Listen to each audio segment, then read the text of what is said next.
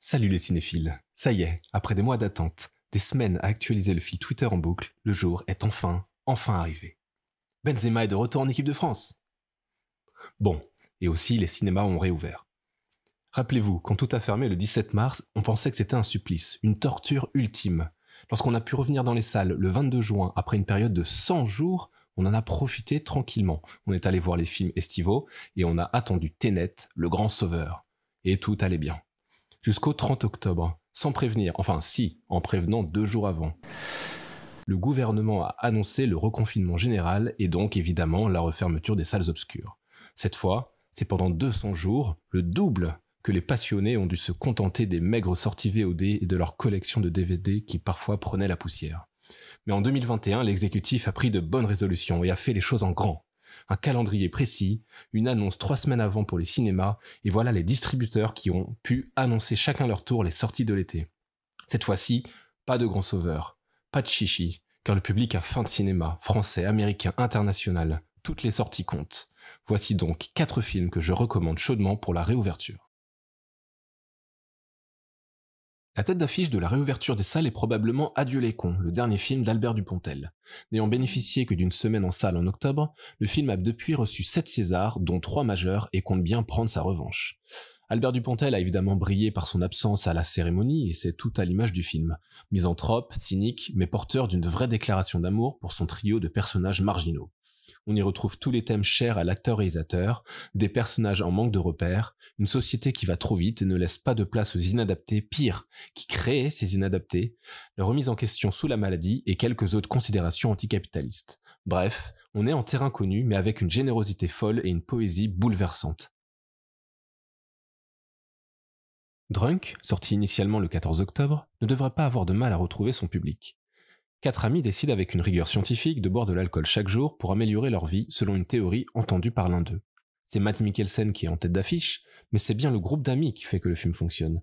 Thomas Winterberg continue ici d'explorer l'âme humaine, et quel meilleur sujet que celui de l'alcool, quel meilleur territoire que le Danemark, donc l'Europe, pour en parler. Le film a été racheté pour un remake américain avec a priori Leonardo DiCaprio en tête d'affiche. Difficile d'imaginer autant d'impertinence sur un tel sujet pour un film américain. En attendant, foncez voir Drunk, même sobre, la scène finale vous semblera enivrante. ADN est le 5e long métrage de Mai Wen et par de nombreux aspects un retour aux sources. Pour qui a vu Pardonnez-moi son premier film, ADN aura un air de déjà-vu. À nouveau, le prénom du personnage de Mai Wen annonce la couleur. Elle était Violette dans Pardonnez-moi, elle est Neige dans ADN. À nouveau, à la frontière de l'autofiction, Mai Wen cherche sa place au sein d'une famille dysfonctionnelle, explorant les rapports familiaux, en particulier les relations mère-fille et père-fille. Dans ADN, Neige, divorcée et mère de 3 enfants, va assister à une réunion de famille pour des funérailles qui va déclencher chez elle une recherche d'identité, un besoin de comprendre ce qui l'a menée là, d'où elle vient. Cela va la mener à passer un test ADN entre 2 règlements de compte avec ses parents. Chaque personnage d'ADN déborde d'humanité, tous sont ambigus, même Neige, surtout Neige. Tous ont leurs défauts. Pour jouer sur cette corde raide, Mai Wen s'entoure très bien. Fanny Ardant dans le rôle de la mère, à qui elle offre une scène formidable, Louis Garrel dans un rôle de trublion aussi amusant qu'agaçant car visiblement détaché de tout, Dylan Robert révélé dans Scheherazade qui m'a bouleversé dans la scène d'ouverture. Après les films majeurs qu'étaient Police et Mon Roi, ADN peut décevoir tant il ressemble à un premier film, tant il ressemble à son premier film. On y retrouve toute la force de son cinéma, brut, direct, bruyant. Mai Wen n'est jamais loin de se caricaturer elle-même, mais elle conserve une intention de cinéma remarquable, un talent de mise en scène et de direction d'acteurs épatant. Certaines scènes bousculent, choquent et restent en mémoire, et c'est pour ça qu'il faut aller voir ADN. Les 3 films précédents sont des ressorties, mais certains films sont des nouveautés, de la part de distributeurs qui font des choix forts et prennent un certain risque. C'est le cas de Jour de fête avec Slalom. Slalom est le premier film de Charlène Favier dans lequel elle retrouve Noé Habitat, déjà présente dans son dernier court-métrage Odolgori. On y voit le parcours de Lise, 15 ans, qui intègre une section ski-études dans une ville perchée dans les Alpes.